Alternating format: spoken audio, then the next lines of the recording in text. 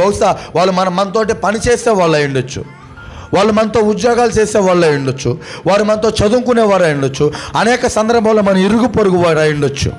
కానీ ఎప్పుడైతే బయలు అంటే మన దేవుణ్ణి నమ్మని వారితో మనం సహవాసం చేస్తామో, మన దేవుణ్ణి నమ్మని వారితో మనం సాంగత్యం చేస్తామో, మన దేవుణ్ణి నమ్మని వారితో మనము కలివిడిగా తిరుగుతామో, వారు మన మీద మన నమ్మకాన్ని వారు దేవుడి మీద నుంచి సరాసరిగా విగ్రహాల వైపు మార్చేస్తారు. Praise the lord. అనేక సందర్భంలో లేఖనాలు మాట్లాడుతున్నాయి, దుష్ట సాంగత్యము మంచి నడవడికని చెడిపేస్తుంది. కొరింథీయులకు రాసిన మొదటి పత్రిక 15వ అధ్యాయం 33వ వచనం. Praise the lord. త్వరగా చదవండి, ముగించుకున్నా. కొరింథీయులకు రాసిన మొదటి పత్రిక 15వ అధ్యాయం 33వ వచనం. కొరింథీయులకు రాసిన మొదటి పత్రిక. మోసపోకుడి, దుష్ట సాంగత్యము మంచి నడవడిని చెడుపును. చాలండి. దుష్ట నడవడి, దుష్ట సాంగత్యము మంచి నడవడిని చెడిపోతుంది. బాగా ఆలకించండి. అనేక సందర్భాల్లో నేను మాట్లాడే మాటే, దేవుణ్ణి నమ్ముకున్న వారితో మన సహవాసం ఎప్పుడూ ఉండాలి. మన ఫ్రెండ్షిప్ ఎవరితో ఉండాలి అంటే, ఎవరైతే దేవుణ్ణి నమ్ముకున్నారో, ఎవరైతే దేవుని మాట ప్రకారం నివసిస్తున్నారో, ఎవరైతే లేఖనానుసారంగా బ్రతుకుతున్నారో వారితో పాటు మన సహవాసం ఉండాలి, వారితోనే మన సాంగత్యం ఉండాలి, వారితోనే మన ఫ్రెండ్షిప్ అయినా, మన స్నేహం అయినా, మరొకటైనా ఏదైనా సరే వారితోనే ఉండాలి. వారితో కాకుండా దేవుణ్ణి నమ్మని వారితో, దేవుణ్ణి అంగీకరించిన వారితో, విగ్రహాల్ని ఆరాధించే వారితో, అనేక మంది లోకంతో కలిసిపోయిన వారితో మన సాంగత్యం, మన సహవాసం ఉంటే మనకున్నటువంటి భక్తి జీవితాన్ని కూడా వారు ఏం చేస్తారు? త్రిప్పి వేస్తారు, నాశనం చేస్తారు, మనల్ని లోకస్తులుగా మార్చేస్తారు. ఎందుకు ఇశ్రాయేలు ప్రజల పైన శ్రమ వచ్చింది అని అంటే, బయలు దేవతలు ఆరాధనని వీరేం చేశారు? వీరు చేశారు. ఎందుకు అని అంటే, వీరి స్నేహం వారితో ఉంది, వీరి స్నేహం వారితో కలిగి ఉన్నారు, వీరి ఆరాధన బయలుకు చేసేస్తున్నారు. నిజదేవుడైన యెహోవాని అంగీకరించిన ఇశ్రాయేలు ప్రజలు దేవునికి చేయాల్సిన ఆరాధన కాస్త బయలుదేవతకు చేస్తున్నారు. ఎందుకు? వాళ్ళ ప్రవక్తులు ఆ దేశంలో ఉన్నారు, బయలును ఆరాధించేవారు వారి మధ్యలో నివసిస్తున్నారు, బయలుదేవతను పూజించేవారు వాళ్ళ మధ్యలో సంచరిస్తున్నారు. కాబట్టి ఇప్పుడు వీరు వారితో స్నేహం చేయటం మూలన వారి అలవాట్లు వీరికి వచ్చాయి, వారి ఆలోచనలు వీరికి వచ్చాయి, వారి భక్తి మార్గాలు వీరికి వచ్చాయి, వాళ్ళు ఆరాధించే క్రమం వీరికి వచ్చింది, వాళ్ళు పాటించే సమయాలు వీరికి వచ్చాయి, వాళ్ళు మాట్లాడే మాట తీరులు వీరికి వచ్చాయి. దుష్ట నడవడి మంచి సాంగత్యాన్ని చెరిపేస్తారు. మంచి మనస్తత్వం కలిగిన వారిని సైతము దుష్టుల ఆలోచన ఏం చేస్తుంది? అనేక సందర్భంలో చెడిపేస్తుంది. ఎందుకమ్మా అనేక సందర్భంలో మన జీవితంలో ఒక వేదన, ఎందుకు అనేక సందర్భంలో మన జీవితంలో ఒక కన్నీళ్లు కార్చే విధానం మన సహవాసాన్ని బట్టి కదా, మనం నడిచే ఆ ప్రవర్తనను బట్టి కదా. బాగా ఆలకించండి. అనేక సందర్భంలో మనుషుల ద్వారా మనకు శ్రమలు వస్తాయి, మనుషుల ద్వారా మనకు నిందలు వస్తాయి. ఏలియా అని అంటాడు, అదో ఇశ్రాయేలు ప్రజలని బాధ పెట్టేవాడు నీవు కాదా, ఇశ్రాయేలు ప్రజలని శ్రమ పెట్టిన వాడు నీవు కాదా, నీ వలనే కదా 3 సంవత్సరాలు మంచు రాలేదు, వర్షం రాలేదు, తేమ లేదు, ఇక్కడ పంటలు పండటం లేదు, మా జీవితాలు బాగలేవు, ఇక్కడ భోజనం చేయడానికి సైతం ఏమీ లేదు అంటే ఏలియా దమ్మున్న మాట అంటాడు, నీ ప్రవర్తనే, నీ సహవాసమే, నీ ఆలోచన క్రమమే, నువ్వు ఎవరితో అయితే తిరుగుతున్నావో, ఏ బయలు దేవతల ప్రకారం అయితే నువ్వు నడుస్తున్నావో, ఎవరైతే దేవుడిని కాని ప్రజల వైపు నువ్వు నడుస్తున్నావో వారి ద్వారా నీ దేశానికి నీ చేతులారా నువ్వే నీ జీవితానికి నాశనం కొని తెచ్చుకున్నావు. నీ జీవితానికి నీవే ఒక అభద్రతా భావాన్ని నీకు నువ్వుగా తెచ్చుకున్నావు. ఇప్పుడు నన్ను అంటావే. అనేక సందర్భాల్లో దేవుడు మాట్లాడతాడు. ఒక మాట ఉంటుంది వాడుక భాషలో, మరి అది కరెక్టో కాదో నాకు తెలియదు. ఏనుగు నెత్తినట ఏనుగే మట్టేసుకుంటుందంట. అంటే అర్థం ఏంటిది? ఏనుగు నెత్తిపైన ఏ ఒక్కడు వెళ్ళి మట్టేయరు. ఏనుగు నెత్తిన నీళ్లు చల్లుకున్నా ఏనుగే వేసుకోవాలి, మట్టి వేసుకున్నా ఏనుగే వేసుకోవాలి. ఒక విశ్వాసికి అనేక సందర్భాల్లో వాళ్ళ ఆధ్యాత్మిక స్థితి నాశనం చేయాలంటే ఎవరో చేయరు. మన ఆధ్యాత్మిక స్థితి బలపరుచుకోవాలన్నది మన చేతుల్లోనే ఉంటుంది. మన ఆధ్యాత్మిక స్థితి పతనం చేసుకోవాలన్నది మన స్థితిలో ఉంటుంది. ఆహాబు రాజు యెహోవాని నమ్ముకొని ఉంటే, యెహోవా మాట ప్రకారం జీవిస్తే, యెహోవా మాటనే ఆధారంగా చేసుకొని రాజ్యాన్ని పరిపాలిస్తే ఆయన జీవితానికి ఏ కొదువు వస్తుందండి? ఆయన జీవితానికి ఏ ఇబ్బంది వస్తుంది, ఆయన జీవితానికి ఏ నష్టం వస్తుంది. కానీ ఎప్పుడైతే బయలు ప్రవక్తల మాటలు అంగీకరించారో, ఎప్పుడైతే బయలు ప్రవక్తల మాట ప్రకారం నడవటం ప్రారంభించారో, ఆ బయలు ప్రవక్తల మూలాన ఇశ్రాయేలు దేశానికి శ్రమ, వారి మూలానే దుష్ట సాంగత్యం మంచి నడవడిని చెడిపేస్తుంది. దుష్టునితో సహవాసం, పాపుతో మనకు సహవాసం, వ్యభిచారం చేసేవాడితో మనకు సహవాసం, దొంగతనం చేసేవాడితో మనకు సహవాసం పరిశుద్ధునిగా ఉన్న మన నడవడికని చెడిపేస్తుంది. ఈరోజు మన పరిస్థితులు మనకు ఒక శాపంగా మారడానికి, మన ఇంట్లో పరిస్థితులు మనకు వ్యతిరేకంగా మారడానికి, మన ఆధ్యాత్మిక స్థితుల పరిస్థితులు మనకే నిందగా మారడానికి ఎవరు కారణం? దేవుడు కారణమా? దేవుని యొక్క సేవకుడు కారణమా? దేవుని యొక్క సంఘం కారణమా? ఎవరు కారణం? ఎవరి కారణం? మనమే. నీ చేతులారా నువ్వు చేసుకున్నావు. నీ చేతుల ద్వారా నీ జీవితాన్ని నువ్వే నాశనం చేసుకుంటున్నావు. ఏ ఒక్క సేవకుడు నీ జీవితాన్ని నాశనం చేయలేదు. ఏ ఒక్క లేఖనము నీ జీవితాన్ని నాశనం చేయలేదు. సాక్షాత్తు నీ జీవితాన్ని నీ చేతులారా మనం చేసే సహవాసం మన జీవితం మీద ఇంపాక్ట్ చూపిస్తుంది. మనం చేస్తే ఫ్రెండ్షిప్ మన జీవితాన్ని ముందుకు తీసుకుని వెళ్ళాలో లేదా వెనక్కి తీసుకొని రావాలో అనేక సందర్భాల్లో డిసైడ్ చేస్తుంది. ఇంగ్లీష్లో కొటేషన్ ఉంటుంది, తెలుగులో చెప్తాను. నీ స్నేహితులు ఎవరో చెప్పు, నీ ప్రవర్తన ఎలాంటిదో నేను చెప్తాను. నీ స్నేహితులు ఎవరో చెప్పు, నీ ప్రవర్తన నేను చెప్తానంటే నీ స్నేహితులు ఎటువంటి వారో వారిని బట్టే నీ ప్రవర్తన మారిపోతుంది. Praise the Lord. నీ స్నేహితులు ఎటువంటి వారో వారిని బట్టే నీ ప్రవర్తన మారిపోతుంది. నువ్వు తిరిగే స్నేహం మంచిగా ఉంటే నీ జీవితం మంచిగా ఉంటుంది. నువ్వు తిరిగే స్నేహం వెధవలతో అయితే నీ జీవితం అదే రీతిగా మార్చబడిపోతుంది. మంచి నడవడికని దుష్ట నడవడిక చెరిపేస్తుంది. చాలామంది అంటారు, అనేక మంది, నేను భక్తిపరుడండి, మా నాన్నగారు మా అమ్మగారు చాలా భక్తిగా మమ్మల్ని పెంచారు, మా స్నేహితులని మారుద్దామని నేను వారితో స్నేహం చేస్తున్నాను, వీరికి సువార్త చెప్తాను. సువార్త చెప్తావా? అన్యులను మార్చే ఆ కృప మనకి ఇస్తే వారితో కలిసిపోయి సువార్త చెప్పమని దేవుడు మనకు ఇవ్వలేదు. వారితో వేరుగా ఉండి మన జీవితం ద్వారా వారికి సువార్తను ప్రకటించాలి. ఎంతమంది మన జీవితం ద్వారా సువార్త ప్రకటిస్తున్నారు? కేవలం నోటి మాట ద్వారా దేవుడే నమ్ముకోండి, దేవుడే రక్షకుడు అంటే మారుతారా? యేసుక్రీస్తు నమ్ముకోండి, యేసుక్రీస్తు రక్షకుడు అని మీరు చెప్తే మారుతాడా? లేదు. మన జీవితం ద్వారా మనం వారికి చూపించాలి. మన జీవితం ద్వారా మనం వారికి చూపించాలి. ఇశ్రాయేలు జీవితంలో, ఇశ్రాయేలు ప్రజల జీవితంలో దేవుని ప్రజలు అని పిలిచబడినప్పటికీ కూడా 3.5 సంవత్సరాలు ఘోరమైన శ్రమ, ఘోరమైన కరువు అనుభవించడానికి గల కారణం బయలు ప్రవక్తలతో వారికున్న సహవాసం. బయలు ప్రవక్తలతో వాళ్ళకున్న సహవాసం. ఈ బయలు ప్రవక్తలు అంటే అర్థం ఏంటిది అంటే వీరు లోకాన్ని ప్రేమించేవారు, వీళ్ళు దేవుణ్ణి ఒప్పుకునేవారు కాదు. బాగా ఆలకించండి. కొన్ని లక్షల జనాంగం అంటాడు యెహోవాయే దేవుడు, యెహోవాయే సృష్టికర్త అంటే వీరేమంటారు? వీరు దేవుణ్ణి ఒప్పుకోవట్లేదు. అప్పటికీ కూడా వీరు దేవుణ్ణి ఒప్పుకోవట్లేదు. వీరు మనల్ని అనేక సందర్భంలో లోకములోనికి లాగటానికి ప్రయత్నిస్తారు. అనేక సందర్భంలో మనల్ని లోకంలో కలిపేయాలని, మనల్ని విగ్రహారాధనలో లోను చేయాలని, మనకు లోకంలో ఉన్న ప్రతి దరిద్రాన్ని మనకు అంటకట్టాలని వాళ్ళు ప్రయత్నిస్తారు. ఆలకించండి.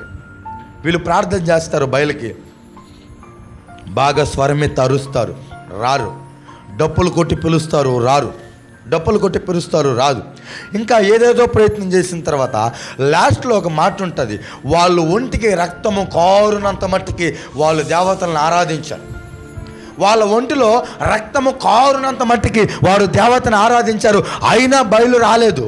ఈ ట్రెడిషన్ ఎక్కడ నడుస్తుందో తెలుసా?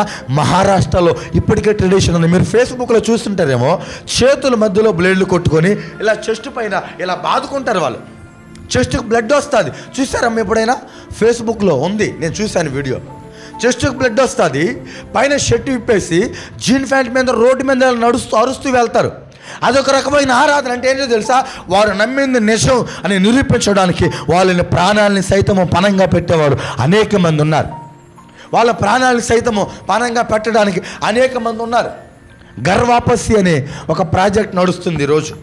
గర్వాపసి మన ఏపీలో కూడా చాలామందికి ప్రారంభం అయిపోయింది. అదేంటిది అంటే వీళ్ళు క్రైస్తవుల దగ్గరికి వెళ్ళి హిందుత్వాన్ని గురించినటువంటి చాలా మర్మాలు, లేకపోతే వాళ్ళకి తెలిసినటువంటి వాళ్ళు చెప్పి వీళ్ళకి బైబిల్లో అర్థం కానిది వీళ్ళకి నచ్చినట్టుగా చెప్పేసి ఆ బైబిల్లో తప్పులు ఉన్నాయి, ఆ బైబిల్లో తప్పులు ఉన్నాయి. ఆ బైబిల్ని మీరు నమ్ముకున్నారా, మీరు పరలోకానికి వెళ్ళరని చెప్పేసి గర్వపరిచి ఎవరైతే దేవుణ్ణి నమ్ముకున్నారో వారిని మరలా లోకంలోకి లాగాలని వారు డబ్బుని ఎంత ఖర్చు పెడతారో తెలుసా? 80% ఆఫ్ మనీ హిందూ చారిటబుల్ ట్రస్ట్కి వాళ్ళు డొనేట్ చేస్తున్నారు. హిందుత్వాన్ని పెంచాలని. హిందువుల సంఖ్య అంతరించిపోతుంది. హిందువులు తరతరము తగ్గిపోతున్నారు కాబట్టి హిందువులు మరలా పెంచాలని వాళ్ళు చేసే పని 80% ఆఫ్ వాళ్ళ శాలరీ హిందూ ట్రస్టులకు ఇచ్చేస్తున్నారు. అంటే బాగా ఆలోచించండి, వీళ్ళందరూ ఎవరు అంటే వీళ్ళు బయలు ప్రవక్తలు. వీళ్ళు మనల్ని లోకంలోకి లాగడానికి ఏమైనా చేస్తారు. అయితే వాళ్ళు మన జీవితంలో ఉంటే మనకు శ్రమ. అదే చెప్తాడు దైవజనుడు. ఎప్పుడైతే బయలు ప్రవక్తలు 450 మందిని ఆయన కర్మేలు పర్వతం మీద చంపేశారో ఆ తర్వాత వర్షం వచ్చింది. బయలు ప్రవక్తలు అంటే దేవుణ్ణి నమ్మనటువంటి వారు. ఈ దేవుణ్ణి నమ్మనటువంటి వారు మన జీవితంలో ఉంటే మన మంచి నడవడికని చెడిపేస్తారు. సాక్ష్యం ఏంటి? మంచి నడవడికని చెడిపేస్తారనడానికి సాక్ష్యం ఏంటి? ఏ ఒక్కరైనా ఆ విధంగా లోకంలో పడిపోయిన వారు ఉన్నారా? ఏ ఒక్కరైనా మంచి ఆత్మీయ జీవితాన్ని కలిగి తర్వాత లోకంలో పతనావత స్థితిలోనికి వెళ్ళిపోయిన వారు ఎవరైనా ఉన్నారా? ఉన్నారు. దైవజనుడు ఈ లోకంలో జ్ఞానాన్ని తూకం వేస్తే, ఈ లోకంలో జ్ఞానానికి కొలత పెడితే, ఈ లోకంలో ఉన్న జ్ఞానం అంతా ఒకవైపు అయితే ఆ ఒక్కడిలో ఉన్నటువంటి జ్ఞానము ఒకవైపు. దైవజనుడైన సొలొమోను గురించి లేఖనాలు సెలవిస్తే చదవండి. అదే రాజుల మొదటి గ్రంథం 11వ అధ్యాయం 3వ వచనం 4వ వచనం. త్వరగా ముగించుకుందాం. అతనికి 700 మంది భార్యలను కలిగి ఉండిరి. అతని హృదయములను త్రిప్పుదురు గనుక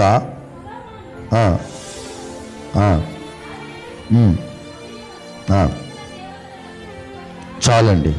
ఇతర దేవతల తట్టు త్రిప్పగా. బాగా ఆలోచించండి. దుష్ట నడవడిక దుష్ట సాంగత్యము మంచి నడవడికని చెడుపుతుంది అనడానికి ఒక చక్కటి క్లాసిక్ ఎగ్జాంపుల్ ఎవరంటే లేఖనంలో దైవజనుడు జ్ఞాని. జ్ఞాని, ఆయన జ్ఞానవంతుడు. దేవుని దగ్గర నుంచి పొందుకున్నటువంటి జ్ఞానం కేవలము లోకంలో ఉన్నటువంటి వారిని పెళ్లి చేసుకోవటం మూలాన, లోకంలో ఉన్నటువంటి వారి మాట వినటం మూలాన, లోకంలో ఉన్నటువంటి ఐగుప్తు రాజు యొక్క కుమార్తెని పెళ్లి చేసుకోవటం మూలాన వాళ్ళ భార్యలు తన హృదయాన్ని ఏం చేశారు? త్రిప్పివేశారు. వాళ్ళ హృదయాన్ని, సొలొమోను హృదయాన్ని త్రిప్పివేశాడు. దేవుని దగ్గర జ్ఞానం పొందుకున్నటువంటి సొలొమోను దేవుని దగ్గర నుంచి ఓ పరిపూర్ణమైనటువంటి జ్ఞానాన్ని పొందుకున్న సొలొమోను హృదయాన్ని కేవలం దేవుణ్ణి నమ్మనటువంటి స్త్రీలు త్రిప్పివేశారు. పురుషులు కూడా కాదు, లేడీస్ త్రిప్పివేశారు. ఎంత జ్ఞానం అనంటే ఈ లోకంలో ఉన్న జ్ఞానం అంతా ఒకవైపు అయితే సొలొమోను దగ్గర ఉన్నటువంటి జ్ఞానము ఇంకోవైపు. ఎందుకనంటే ఇది సాక్షాత్తు దేవుని దగ్గర నుంచి వచ్చిన జ్ఞానం. ఈ జ్ఞానాన్ని సైతము లోకంలో ఉన్న మనుషులు త్రిప్పివేశారు. ఈరోజు నీ నా బ్రతుకులు ఎంత? ఈరోజు నీ నా జ్ఞానం ఎంత? మన సహవాసం మనుషులతో చేస్తున్నాం కాబట్టి మీరు జ్ఞాపకం చేసుకోండి. మీ జీవితాన్ని మీరు చెక్ చేసుకోండి. మీ సహవాసం దేవుని బిడ్డలతో ఉంటే లేదా దేవుని నమ్ముకున్న వారితో ఉంటే మీ ఆలోచన విధానం ఒకలాగా ఉంటుంది. మీ సహవాసం లోకస్తులతో ఉంటే మీరు మాట్లాడే మాట తీరు కానీ, మీరు ప్రవర్తించే ఆ వైఖరి కానీ, దేవుని లేఖనం పట్ల మీకున్న తృష్ట వేరేలాగా ఉంటుంది. ఎప్పుడైతే దేవుని ప్రజలు కాని వారు మన జీవితంలో ఉంటారో వారి మాటలు మనం వినటం ద్వారా మన హృదయాన్ని దేవుని వైపు కాకుండా లోకం వైపు వారు తిప్పుతారు. ఎప్పుడైతే మన హృదయం లోకం వైపు తిప్పామో అదే నిమిషం దేవుడు ఆయనకు తోచినటువంటి కొన్ని ఇబ్బందులు, కొన్ని శ్రమలు, మన జీవితాన్ని ఆయన వైపు త్రిప్పడానికి కొన్ని వేదనకరమైన పరిస్థితులు దేవుడే మన జీవితంలో అనుమతిస్తాడు. అయితే త్వరగా నేను ముగిస్తాను. ఈరోజు మన జీవితం ఎలా ఉందండి? మన జీవితంలో ఏ బాధలు లేకుండా, మన జీవితంలో ఏ వేదన లేకుండా, మన జీవితంలో సంతోషకరమైన వాతావరణంలో మనం నివసిస్తున్నావా? లేదంటే ఏదైనా ఒక వేదన, ఏదైనా ఒక దీనమైనటువంటి పరిస్థితి మనం కలిగి ఉన్నామా? ఈ పరిస్థితుల్లో మీరుంటే మీరు ఆలకించాల్సింది అసలు నాకెందుకు వచ్చింది అని కాదు. ఈ సమస్య రావటానికి నాలో ఏదైనా పొరపాటు ఉందా? ఈ సమస్య దేవుడు నాకు అనుమతించడానికి నాలో ఒకవేళ ఆయనకి ఏదైనా ఒక నింద కనిపించిందా? నా ప్రవర్తనలో, నా జీవితంలో, నేను నడిచే నా నడవడికలో ఏదైనా ఒక వ్యత్యాసం ఆయన కనిపించిందేమో, దాని మూలాన దేవుడు నా జీవితంలో ఈ శ్రమను అనుమతించాడేమో. చాలామంది నేను అనేక సందర్భాల్లో మాట్లాడుతాను, సేవకుల్లో ఉన్నదనుకుంటారండి చాలామంది శక్తి. ప్రార్థన చేస్తే ఏదో పోతుంది అని అనుకుంటారు. అదంతా నిజం కాదు. సేవకుల్లో ఏది లేదు. సేవకుడికి ఇచ్చే కృపావరము దేవుడే. దేవునిలో ఉంది శక్తి, దేవుడు వాక్యములో ఉంది శక్తి. ఆ వాక్యము ద్వారా మన జీవితాన్ని మార్చుకోవడం ద్వారా అనుక్షణము మన జీవితము నూతన పరిచిపోతుంది. Praise the lord. దేవుని సేవకుడి మాట ప్రకారం నివసించడం ద్వారా మనకు ఒరిగేది ఏం లేదు. దేవుని సేవకుడి మాట ప్రకారం మనం బ్రతకడం ద్వారా మనకు వచ్చేది ఏమీ లేదు. శక్తి అంతా 66 లేఖనాలు కలిగినటువంటి ఈ పుస్తకంలో ఉంది, ఈ అక్షరాల్లో ఉంది. ఎవరైతే ఈ మాట ప్రకారం బ్రతుకుతారో, ఎవరైతే ఈ మాట ప్రకారం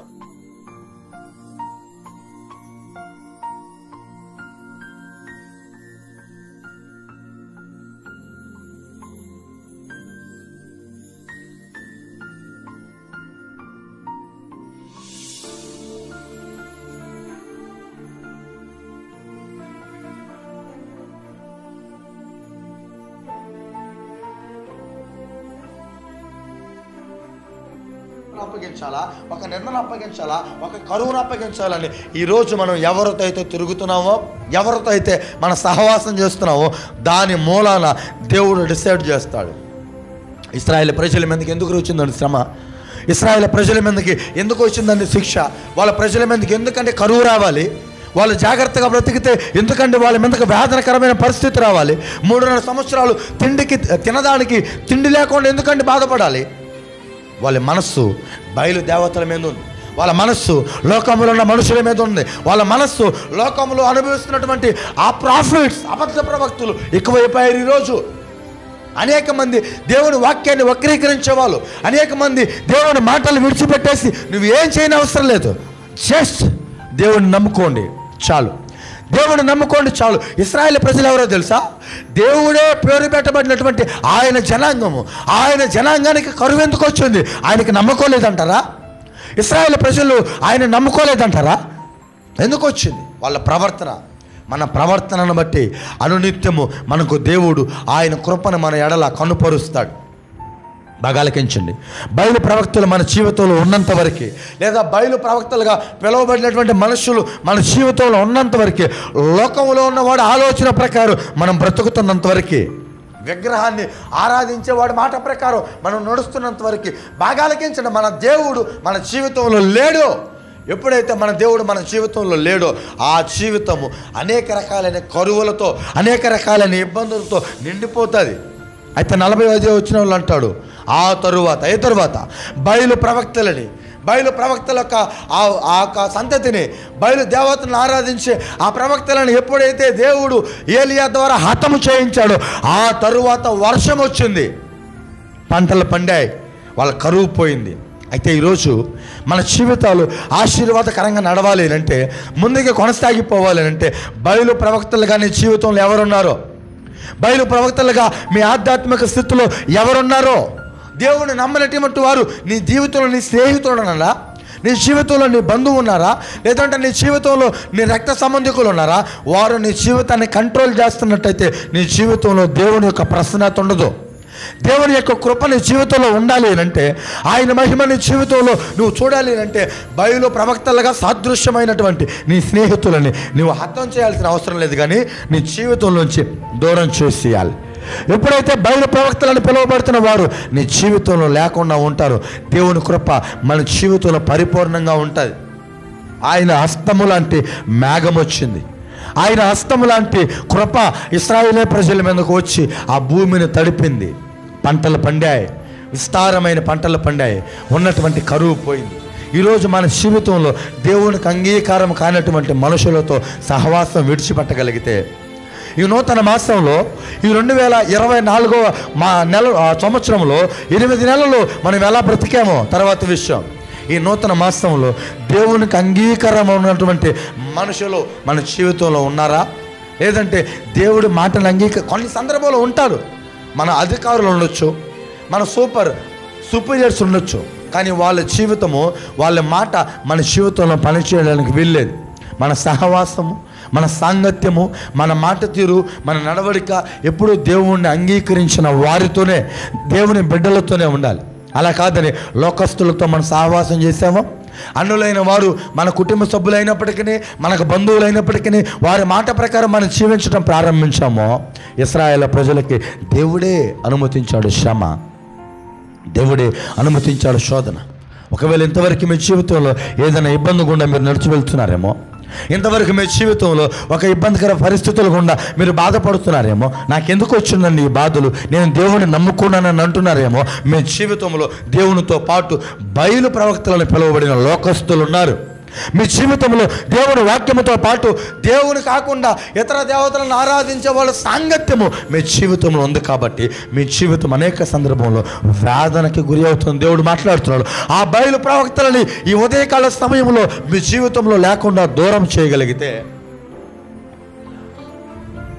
ఆ బయలు ప్రవక్తలని ఈ ఉదయకాల సమయంలో మన జీవితంలో లేకుండా వారిని ధృవీకరించగలిగితే, దూరం చేయగలిగితే, దేవుడు కృప తర్వాత ఆశీర్వాదంగా వర్షము ఇశ్రాయేలు ప్రజల మీద కురిపించినట్లుగా ఈ నూతన మాసములో, ఈ 9వ నెలలో ఆయన కృప మనందరి మీద కుమ్మరించునుగాక.